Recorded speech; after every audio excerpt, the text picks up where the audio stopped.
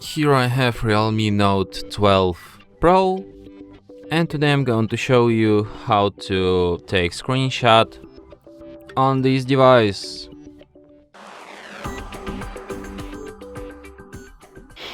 So to do this, firstly you have to open screen which you want to capture, for example your home screen, and then press combination of keys, power key plus volume down at the same time, just like this.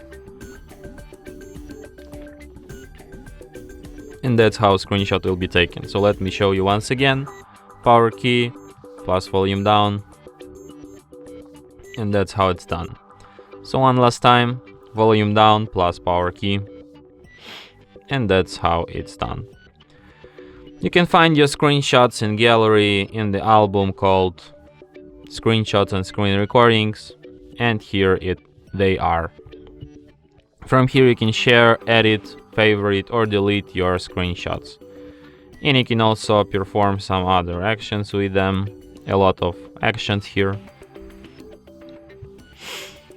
And that's it. Thanks for watching.